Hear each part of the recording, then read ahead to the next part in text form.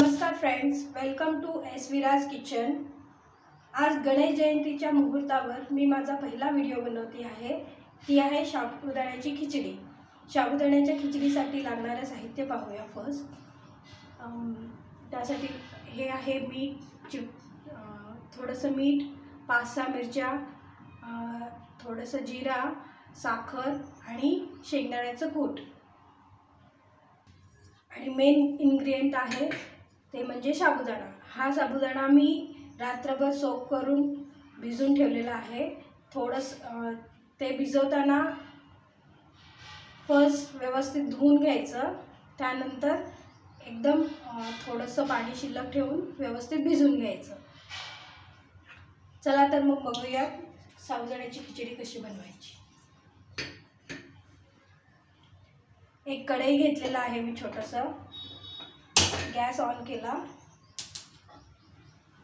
त्यामध्ये 2 ते 3 चमचे तेल टाकलेलं आहे मी।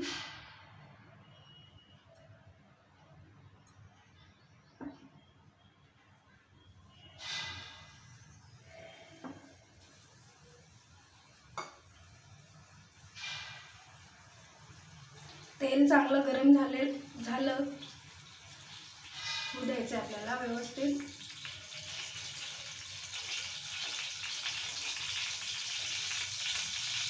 तेल गरम झालेलं आहे। आता आपण त्यामध्ये 1 चमचावर जिरा टाकूया, छोटा चमचा।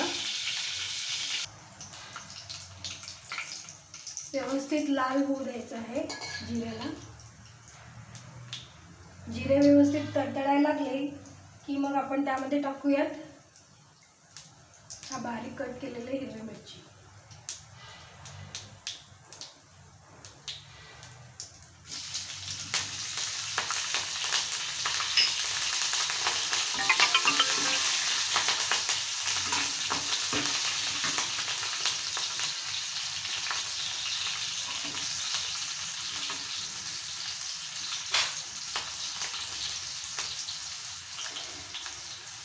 ह्या तेलातच आपण शेंगदाण्याचं कूट टाकणार आहोत।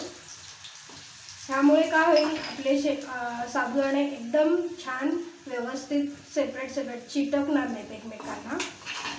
त्याला व्यवस्थित तेलामध्ये थोडंसं फ्राय करून घ्यायचं, एकदम जास्त नाही आणि हलवायचं नाही तर करपेल ते।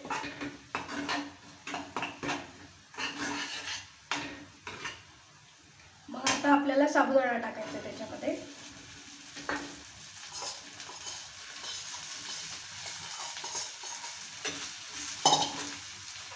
याच्यामध्ये चवीपुरतं मीठ,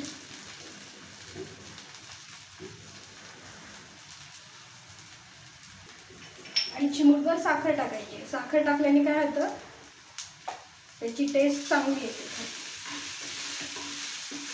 आणि व्यवस्थित त्याला हलवून घ्यायचं।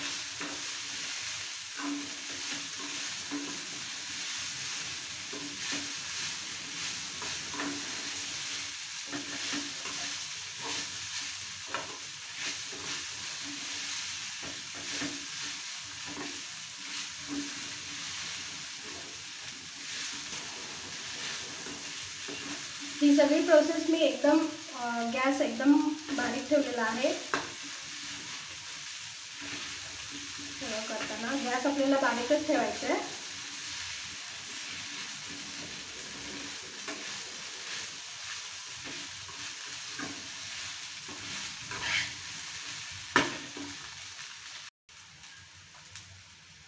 त्याच्यावर थोडंसं झाकण ठेवून आपल्याला व्यवस्थित वाफवून घ्यायचं आहे।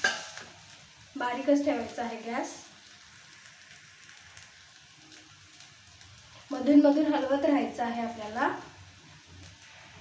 असं 5 ते 10 मिनिटं केले की आपले साबुदाणे एकदम मस्त तयार होतात, अजिबात एकमेकाला चिटकत नाही।